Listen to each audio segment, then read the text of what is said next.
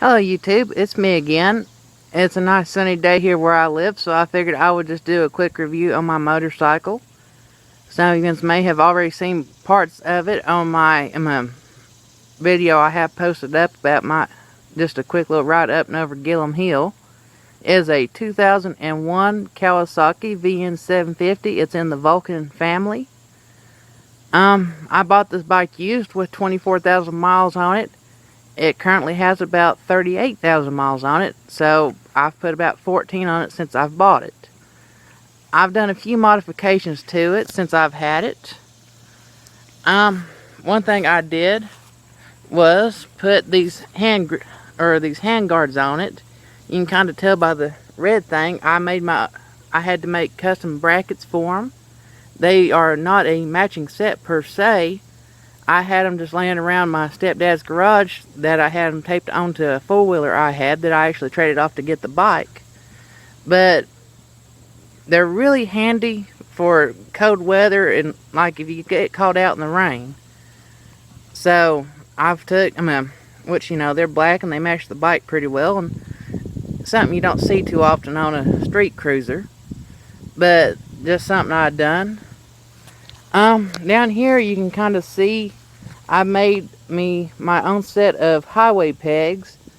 I took a piece of swing set tubing that I had, and I basically just got me two C brackets that usually hold a mirror onto a car, and painted it black, wired in a couple of fog lights. They come on with the key.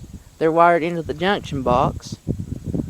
But, they work real well. I like them.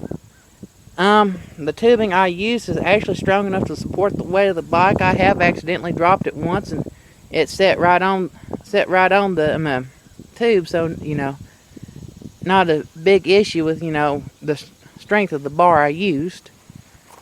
Let me go to the other side. It'd be easier to show. This bike comes with automatic cam chain tensioners, and what I've done is I pulled them apart, and for about 26 cents worth of nuts and bolts I made my own set of manual cam chain tensioners. What happened is that the spring in one of them got weak, and so it was letting the timing chain slap around inside the motor, and it had a tick tick tick tick tick tick tick sound like a valve adjustment. But on this particular bike, the valves use hydraulic lifters, so there's no adjustment on them. So it done that when I bought the bike. I got to doing some research online and found out how to do that. Since I've built my own manual cam chain tensioners, got them adjusted. She's ran nice and quiet for about a year now.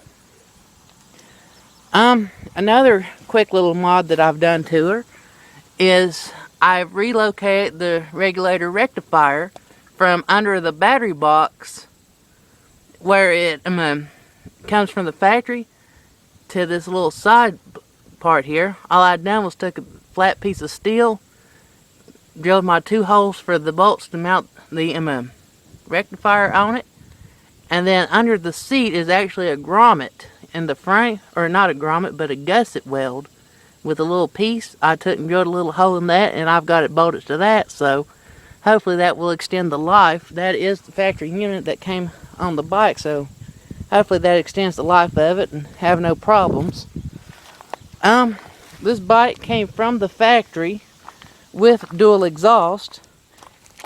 I have since, I've got it, took a drill bit and drilled me a couple holes in the baffle, and I honestly like the sound a lot better than what it came stock. This bike does have a crossover pipe underneath. On Vn750.com is usually referred to as the goat's belly, and I guess there it is.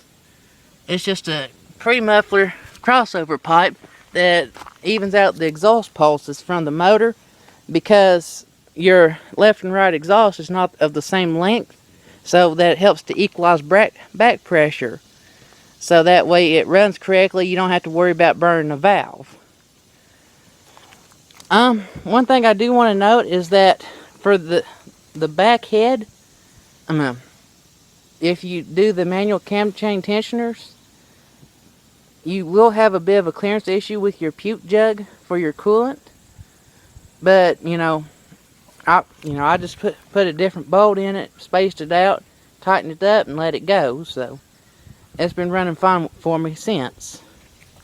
As you can see, I still have the factory air boxes. One of these days I hope to do the ear shave procedure and take it to a pod style filter. I have just these little saddlebags. I bought the bike pretty much loaded from where I bought the bike at. It came with the saddlebags. They've seen little love since I've had them. They're not exactly the best shape. I got a luggage rack on the back of mine. Absolutely love it.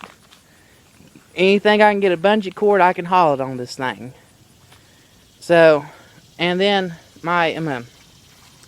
they come with a glove box, but it's just a little plastic hinge, the way it's designed, and that was actually broke when I bought the bike. So since then, that's fallen off and I've lost it. So I no longer have a functioning glove box, just a big gaping hole in the back, which will be remedied one of these days when I get the mods I want done to her. One thing I do like is I have helmet locks. I have one on each side, so when me and my wife wear our helmets out, I can lock them up and not have to worry about somebody swiping them or carrying them around with us in Walmart. I put, a little cross, an emblem, pick it up, $5 or $6 from Walmart, no big deal. Actually, I have the round mirrors that come from the factory on this one, and I actually like them. They're both, just flat mirrors, so you don't have to worry about, that whole objects in mirror closer than they appear. So, that's one thing I do like. As you can see, I have a windshield.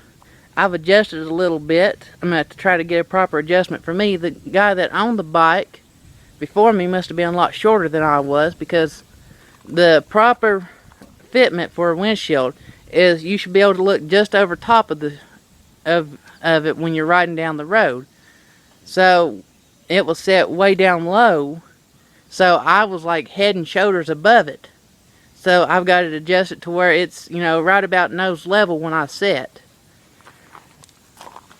I had the factory shocks. I know a lot of people change them out for, I think they're like 420s or 430s, but it has a 4-way rebound dampening.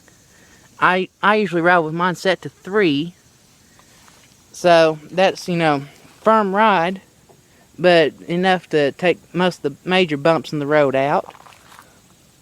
It is a dual overhead cam design in the motor. You actually have 4 plugs for a V-twin engine, so you have 2 plugs per cylinder. Your carburetor setup is dual. I think they're, let's see here. See if it'll pick it up on here. There it is. That's what the carbs are. It's actually a dual carb setup. You can see from the front, it's a water-cooled bike, so it doesn't heat up too bad in town. I actually have a temperature gauge in the tachometer here, so that's just nice. I'll be able to keep an eye on it. One thing I did do is I ran a parallel bypass to a toggle switch, so whenever I'm in town to try to keep the bike from heating up too much, I can just manually turn the fan on and let it run. Normally, which it still works on this bike, but you have a thermostat switch that automatically turns your fan off and on depending on how hot the bike gets. But that's just something, it's a future fail-safe in case that switch was to go out on me at some point. Plus, if I know I'm going to be in town for extended riding, I can just go ahead and turn it on, leave it on, and keep the motor cooler. This bike is a shaft drive. See if I can get it to focus in here on the final drive. But there it is. There's the final drive assembly where it bolts to the back tire. I have actually put 2 new tires on it this spring.